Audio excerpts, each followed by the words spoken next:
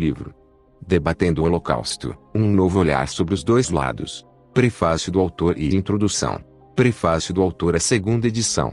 A primeira edição deste livro, publicada em 2009, passou por 3 edições iniciais, cada uma com pequenas modificações textuais de layout. A versão final, intitulada Terceira Impressão, tem sido suficiente nos últimos 6 anos. Mas os recentes desenvolvimentos nas notícias, nos acontecimentos mundiais e na historiografia do Holocausto exigiram uma segunda edição revista deste livro.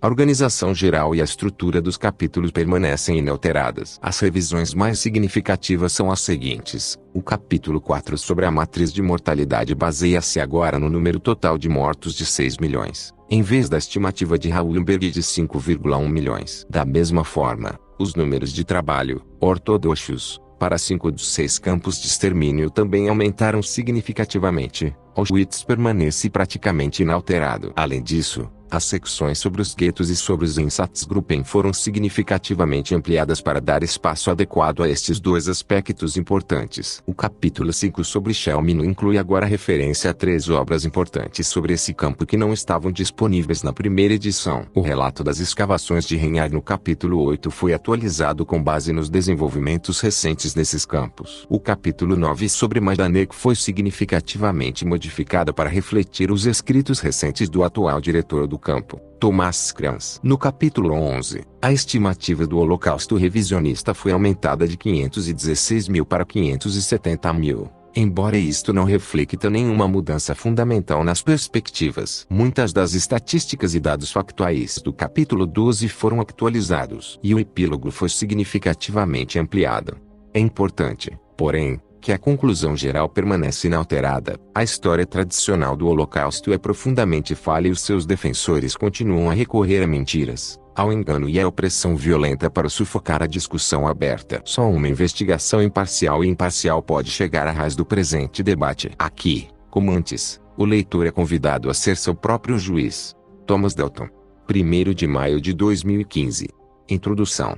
Este é um livro sobre o Holocausto e sobre 2 visões concorrentes desse evento. Por um lado, temos a visão tradicional e ortodoxa, os 6 milhões de vítimas judaicas, as câmaras de gás, os fornos de cremação e as valas comuns. Sabemos sobre os campos de extermínio. Somos informados de documentos incriminatórios, fotografias e provas concretas. Inúmeros livros e filmes reiteram a visão convencional. Os historiadores podem recorrer a milhares de testemunhas sobreviventes para nos fornecerem relatos de testemunhas oculares. Os tradicionalistas têm o peso da história a seu lado. Por outro lado, existe um pequeno grupo renegado de escritores e investigadores que se recusam a aceitar grandes partes desta história. Eles desafiam explicitamente a visão convencional da história. Os investigadores que realizam este tipo de trabalho são geralmente conhecidos como revisionistas. Eles procuram revisar o relato ortodoxo de algum acontecimento passado. Os revisionistas do Holocausto, contudo, são uma raça especial. Eles desafiam não apenas os historiadores, mas toda uma infraestrutura dedicada a manter e promover a visão padrão. Apresentam contra-evidências, expõem inconsistências, eles fazem perguntas difíceis. E eles estão começando a delinear uma narrativa nova e diferente. Assim surgiu uma espécie de debate,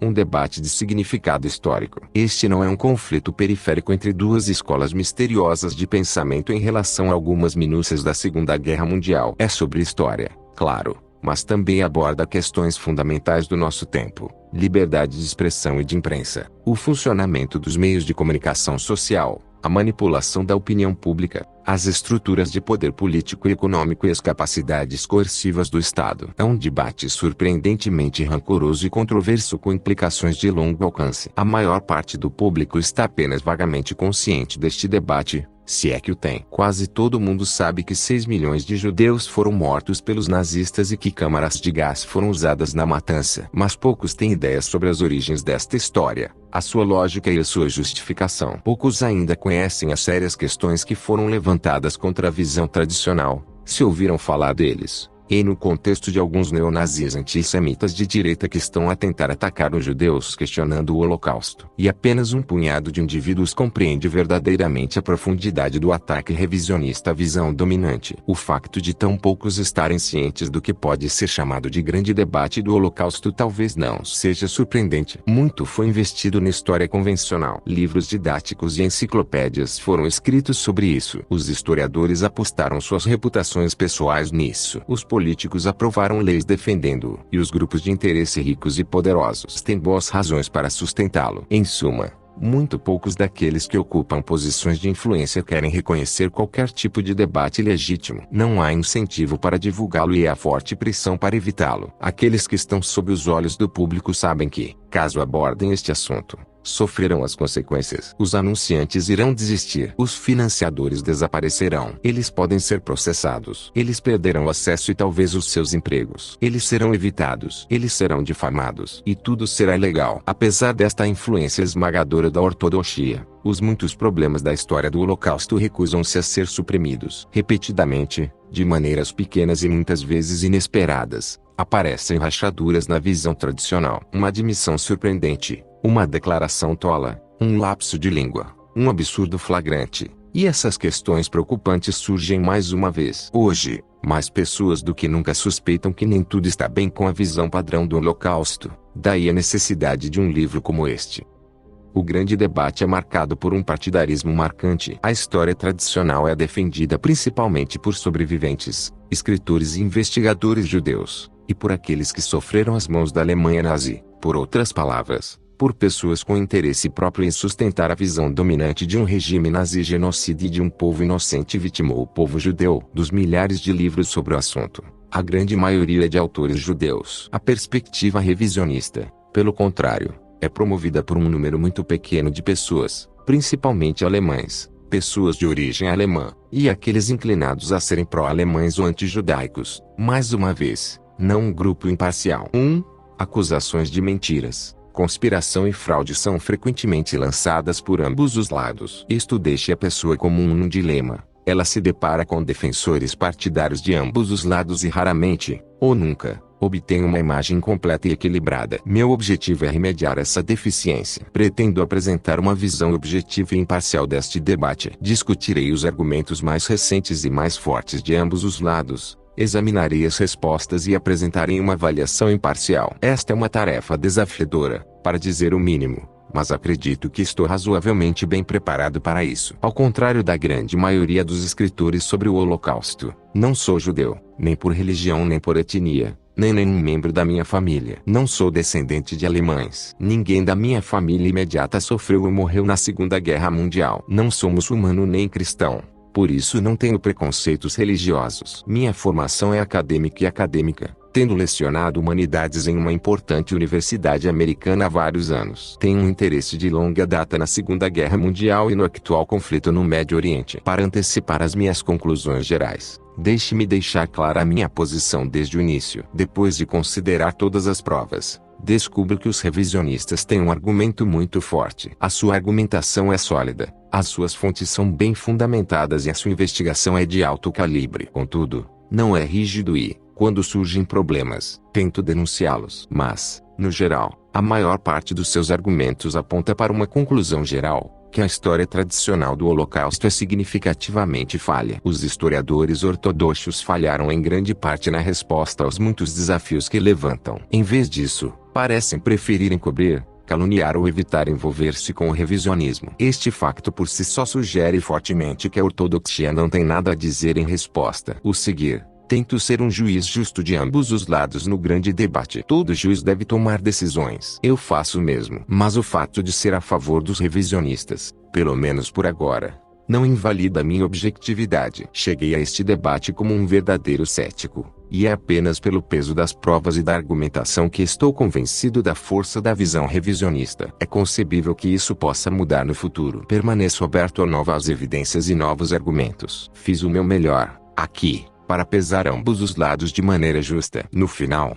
caberá ao leitor decidir se conseguiu oferecer uma análise objetiva deste debate. Este livro é direcionado ao leitor com formação geral, mas mantém um alto padrão de erudição. Ao examinar os escritos dos dois lados opostos, Não tomei nada como garantido. Na medida do possível, verifiquei todas as citações, verifiquei todos os cálculos e notei erros. Embora deva dizer que níveis louvavelmente elevados de erudição podem ser encontrados em ambos os lados. Ao longo deste livro tentei usar fontes comumente disponíveis, caso o leitor deseje confirmar quaisquer declarações ou citações que ofereço aqui. 2. Concentrei-me em fontes em língua inglesa. Isso tem as suas desvantagens, mas felizmente a maioria das fontes importantes estão disponíveis em inglês e, portanto, o problema não é tão grande. Quando relevante, citei também escritos essenciais em outros idiomas. Também demonstrei preferência por publicações impressas, livros e artigos de periódicos, em vez de publicações na internet. O material baseado na web é sempre questionável. Pode mudar de um dia para outro e desaparecer no dia seguinte. Tais fontes são normalmente menos pesquisadas e muitas vezes dependem de outras fontes baseadas na web, igualmente não confiáveis, para seus argumentos. Por outro lado, existem certas vantagens óbvias. Muito material controverso só pode ser publicado na web, e este ponto deve ser observado. Além disso, é muito conveniente, por exemplo, que vários textos revisionistas completos estejam disponíveis gratuitamente online. Este fato deveria mitigar a noção de uma motivação de lucro dos revisionistas. E a ascensão de serviços de vídeo online como o YouTube, o Vimeo e o Hulu permitem o acesso a material audiovisual que pode ter um impacto maior do que os trabalhos impressos. Assim, conforme apropriado, inclui informações relevantes na página da web. Finalmente, utilizo uma terminologia que indica a natureza provisória das alegações sobre o Holocausto. Meu uso de supostas, aspas assustadoras e artifícios semelhantes serve simplesmente para indicar que estou retendo meu consentimento até que o caso seja totalmente examinado. Tenho tendência a ser cético em relação à maioria das coisas que me são contadas por pessoas em posições de poder e influência, e este assunto não é diferente. Recomendo que o leitor faça o mesmo. Quanto às minhas ocasionais piadas, golpes de fracas tentativas de humor, só posso dizer que não pretendem ser um insulto ou uma rejeição. Meu objetivo é pegar um debate às vezes penoso e tedioso e torná-lo interessante e legível. Afinal, é um tema de profunda importância. Mas quando alguém faz afirmações ultrajantes ou apresenta disparates óbvios, e depois espera ser levado a sério, então um golpe sarcástico pode ser inteiramente apropriado. Alguns podem questionar a relevância de todo este tópico. Poderiam salientar que o acontecimento em discussão aconteceu há mais de 70 anos, que a maioria dos que o vivenciaram já morreram e que as inimizades da guerra já desapareceram. A América e as nações europeias são amigas e estão em paz, pelo menos entre si. O Japão é um importante parceiro comercial e não representa nenhuma ameaça militar. Então, por que se preocupar com o Holocausto? Qual é o problema? Sim, os judeus sofreram. Alguns poderão dizer, então deixe-os em paz. Deixe-os viver o seu velho holocausto. Acho que isso importa, e não apenas para aqueles que têm interesses adquiridos, por diversas razões. Primeiro, há a questão simples da história. Independentemente do que se possa pensar, o Holocausto foi um evento de grande significado histórico. Tal como acontece com qualquer acontecimento histórico, é importante esclarecer os fatos e desenvolver opiniões consistentes e coerentes sobre o que aconteceu. Compreender o que aconteceu ou não aconteceu é vital para compreender o mundo de meados do século XX e, por extensão, o mundo de hoje. Em segundo lugar, não podemos esquecê-lo, mesmo que quiséssemos. A cobertura do Holocausto é parte padrão em todos os currículos escolares. Crianças de todo o mundo leem o Diário de Anne Frank, Números Estrelas, Esperando Annie e Borboleta. Os alunos aprendem sobre as câmaras de gás e os 6 milhões, sobre as inúmeras atrocidades nazistas. 3. Vemos minisséries do Holocausto na televisão, a lista de Schindler e documentários como Nicht and Folge. Celebramos a Semana da Educação sobre o Holocausto e reconhecemos o dia 27 de janeiro de cada ano como o Dia Internacional de Comemoração das Vítimas do Holocausto, conforme declarado pela ONU em 2005. 4. Crianças em idade escolar coletam 6 milhões de lápis, ou 6 milhões de clipes de papel, ou 6 milhões de centavos. 5. Visitamos museus do Holocausto. Fazemos cursos universitários em cátedras especializadas em estudos do Holocausto. Isso não é por acaso. É um plano deliberado, para garantir que nunca esqueceremos. E se nunca podemos esquecer, então deveríamos pelo menos esclarecer a história. Terceiro, há o drama do próprio debate. É diferente de tudo: os xingamentos, a supressão de ideias, a prisão de dissidentes, a queima de livros. É um debate que dificilmente pode ser mencionado em companhia educada. É, Na verdade, um dos últimos tabus da civilização ocidental. Mas, como sabemos, os tabus nunca duram. São o produto de uma determinada época, de forças sociais e políticas específicas. Quando essas forças mudam, como acontece inevitavelmente, o tabu é levantado. Agora talvez seja esse o momento. Quarto, temos a questão subjacente da liberdade de expressão. Assumo uma posição radical em apoio à liberdade de expressão. A fala é um direito, quase absoluto. Praticamente não há tópico que deva estar fora dos limites. Salvo apenas casos obscuros como uma ameaça imediata à vida humana, nenhuma palavra ou ideia deve estar fora de discussão. Apoio o debate vigoroso e aberto sobre todos os tópicos concebíveis, incluindo o Holocausto. Suprimir a fala apenas leva o pensamento e a expressão à clandestinidade. Só pode levar a uma manipulação antiética e irrepreensível da capacidade do público de pensar por si mesmo, e talvez até a uma resposta violenta à supressão. Aqueles que estão no poder sempre têm motivos para temer a liberdade de expressão, mais motivos ainda para defendê-la. Quinto é o ângulo monetário. Bilhões de dólares foram dados como restituição a Israel, a sobreviventes individuais e a organizações judaicas. Trata-se de dólares de impostos, fornecidos pelos trabalhadores das nações afetadas, principalmente Alemanha e Suíça.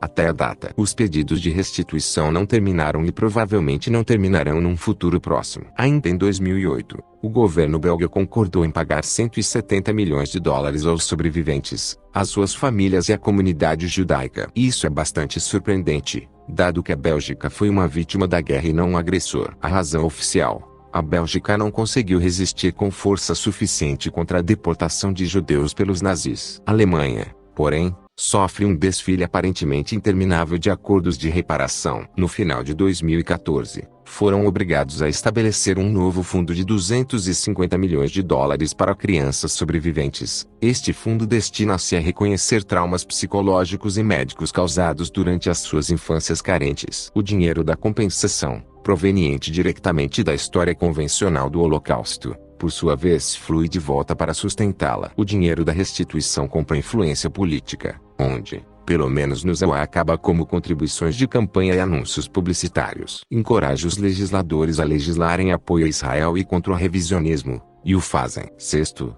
o próprio Estado de Israel foi um resultado direto do Holocausto. Em novembro de 1947, 2 anos e meio após o fim da guerra na Europa, a Assembleia Geral da ONU aprovou a Resolução 181, apelando à criação de Estados árabes e judeus independentes na Palestina. Os líderes judeus começaram imediatamente a formar uma infraestrutura política e declararam o estabelecimento do Estado de Israel em maio de 1948. Houve acontecimentos precursores, claro. O impulso sionista por uma pátria judaica começou no final de 1800. E a Declaração Balfour de 1917 prometeu um lar nacional para o povo judeu. O processo estava, portanto, em andamento várias décadas antes do fim da Segunda Guerra Mundial, mas o Holocausto foi a gota d'água. Isto é amplamente reconhecido hoje. Em 2009, o embaixador israelita no ZEUA, Michael Oren, declarou o Holocausto como a razão de ser de Israel. 6. Um inquérito de 2012 concluiu que 98% dos israelitas consideram justo ou muito importante que um princípio orientador para Israel seja lembrar o Holocausto. 7. Portanto, se o Holocausto é questionado, o mesmo acontece com a legitimidade do Estado judeu. 7.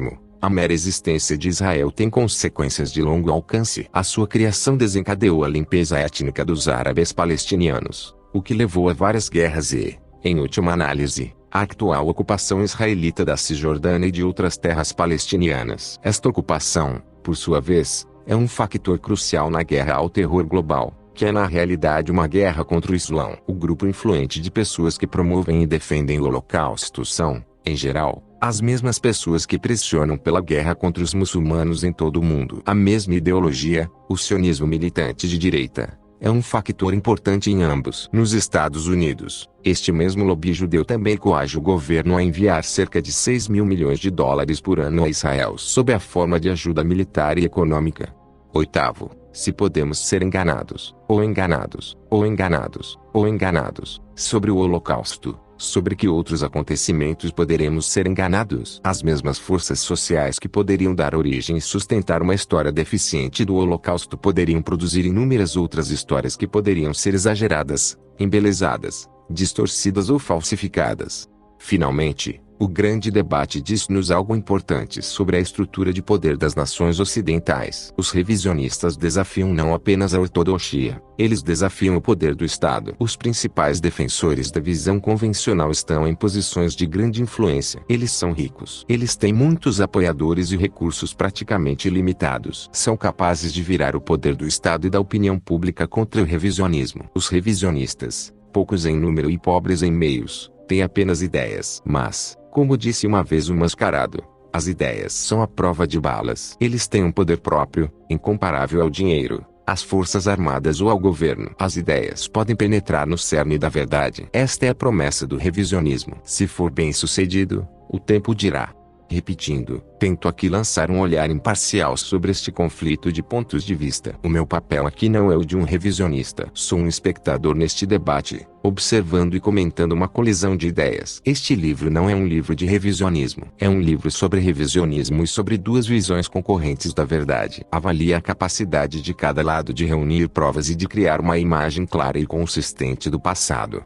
A visão revisionista dos acontecimentos está tão longe do que foi retratado que poderemos ter dificuldade em compreender a sua possibilidade. Uma colega disse-me uma vez que não ficaria mais chocado se não encontrasse a Torre Eiffel em Paris do que a ficaria se soubesse que os revisionistas tinham razão. No entanto, dificilmente podemos evitar colocar-nos esta questão. Será realmente possível que a história tradicional do Holocausto esteja errada? E não apenas um pouco errado, mas significativo e fundamentalmente falho? Isso cabe a cada leitor decidir. O meu objetivo não é impor uma conclusão global, mas antes iluminar e articular os pontos principais e comentar a sua validade. Espero que o leitor não tome nada do que digo como garantido. Ele é convidado a verificar minhas fontes, verificar minhas citações e verificar minha matemática. Em última análise, o leitor deve decidir. Numa questão tão complexa como esta, é aconselhável evitar fazer julgamentos precipitados. Minha própria jornada foi bastante longa. O presente trabalho levou, em certo sentido, 30 anos de elaboração. Durante aproximadamente os primeiros 10 anos da minha vida adulta, aceitei totalmente a visão ortodoxa. Afinal, o consenso era quase universal e eu não tinha bons motivos para questioná-lo. Durante os 10 anos seguintes, as dúvidas começaram a surgir. Comecei a ouvir histórias que pareciam estranhas, pequenos pontos de conflito ou contradição e estranhas lacunas no enredo convencional. Há cerca de 10 anos, decidi iniciar uma investigação séria sobre o assunto. Localizei dezenas de livros de ambos os lados e passei muitas horas pesquisando cuidadosamente. Os resultados da minha investigação são apresentados abaixo. Sinto um ponto de viragem no debate. Parece estar saindo das sombras e entrando no reino do discurso sério e legítimo. Os revisionistas têm fortes argumentos a seu favor e, apesar da queima de livros e das penas de prisão, não vão embora. Ultimamente, os tradicionalistas parecem ter perdido o ímpeto. Talvez eles não tenham mais contra-argumentos. Talvez estejam cansados de defender as histórias contraditórias de sobreviventes e testemunhas. Talvez tenham atingido o limite da sua capacidade de formar uma imagem compreensível dos trágicos acontecimentos de há 70 anos. O debate certamente chegará a uma nova resolução e suspeito que o resultado será algo diferente do que presumimos hoje.